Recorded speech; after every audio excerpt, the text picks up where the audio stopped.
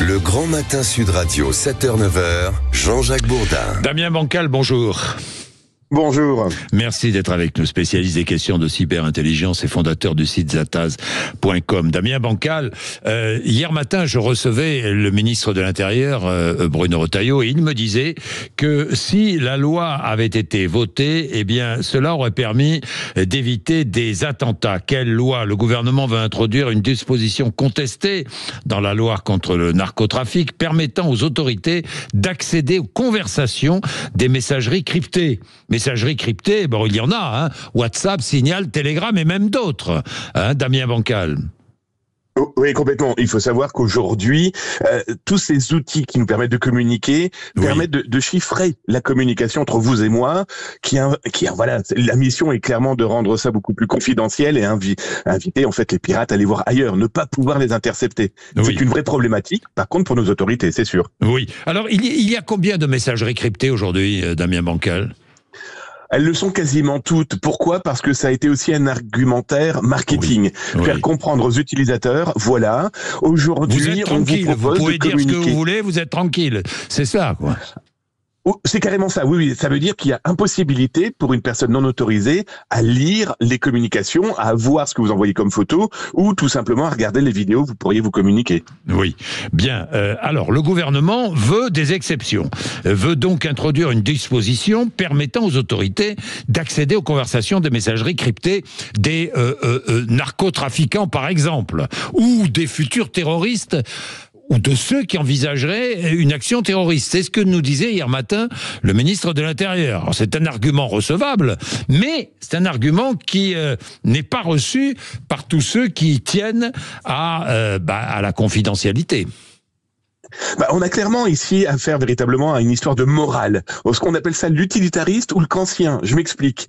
L'utilitariste, lui, considère qu'une action en justice et une action de la justice, eh bien, aura pour mission de pouvoir justement espionner, entre guillemets, toute conversation privée pour permettre d'arrêter un réseau criminel. Le kantien, lui, dit, oh là là, non, mais attendez, si on surveille une personne, ça veut dire qu'on va être obligé de surveiller ou en tout cas permettre la surveillance de tout le monde pour justement protéger face à des malveillances, voire même à des vrais criminels. Là, on parle effectivement du narcotrafiquant, mais on peut parler aussi de la pédopornographie, on peut parler aussi, bien sûr, de terrorisme.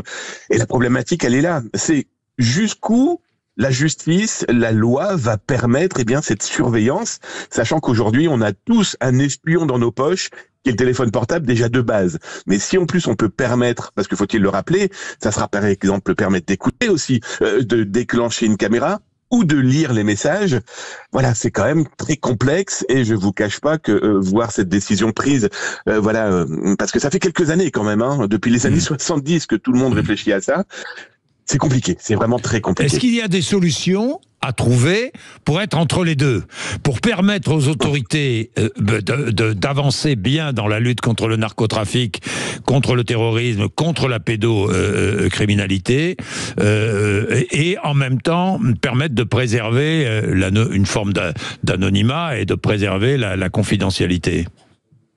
Je pense qu'on appelle ça la justice. Je pense que la loi, si elle est votée, la justice sera là pour avoir un véritable garde-fou. Et ça paraît évident, enfin je pense en tout cas, et moi je crois en mon pays, donc du coup je pense que c'est carrément possible. La justice ne dira pas, allez-y, surveillez tout et n'importe quoi. Je pense que clairement nos autorités... Il faut donc qu'un juge donne la permission de surveiller telle ou telle messagerie de telle ou telle personne. Je pense même que pas un seul juge, mais au moins deux personnes qui seront capables de dire effectivement, c'est une obligation et c'est surtout un véritable besoin pour la continuité des enquêtes en cours pour stopper un délit, stopper un crime. Donc ça, moi, je pense que oui, ce sera ça le véritable garde-fou. Maintenant, on va pas se voiler la face. Moi, ça fait quelques décennies que je suis dans le milieu, en tout cas pour essayer de comprendre comment fonctionnent les cybercriminels. Si jamais les cybercriminels savent qu'il existe justement cette espèce de porte d'entrée, ils vont déjà, eux, à réfléchir à comment la contrer, cette porte d'entrée. Ça, c'est les premières parties des cybercriminels. Et les autres, ils vont se dire, ah, mais s'il y a une porte d'entrée, essayons de trouver la serrure. Est-ce qu'il y a aujourd'hui, Damien Bancal, c'est une question de base que je vous pose, des messageries cryptées qui sont blindées, totalement blindées et sur lesquelles personne ne peut intervenir? Et je vais être très honnête avec vous, on n'en sait rien, parce que celles-ci, justement, c'est pour ça que je vous sont pose la cachées. question. Oui, alors il en existe, hein.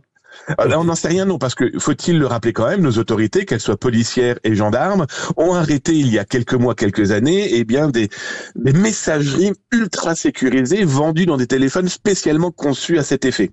Ensuite, il existe plein d'outils qui permettent, moi, de chiffrer, donc de rendre illisible mon message, en passant après par n'importe quel type de téléphone.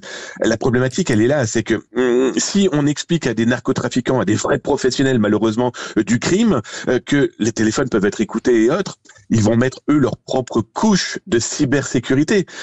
Voilà, ils ont aussi des gens qui font de la recherche et développement, ces gens-là, ces criminels. Souvenons-nous de Pablo Escobar, qui avait quand même des ingénieurs qui lui ont inventé, par exemple, des sous-marins pour passer un certain type de drogue. Voilà.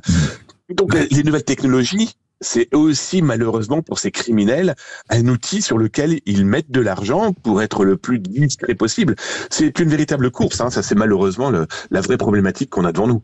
Merci Damien Bancal, spécialiste des questions de cyberintelligence et fondateur du site zataz.com. Passionnant, évidemment, et débat passionnant.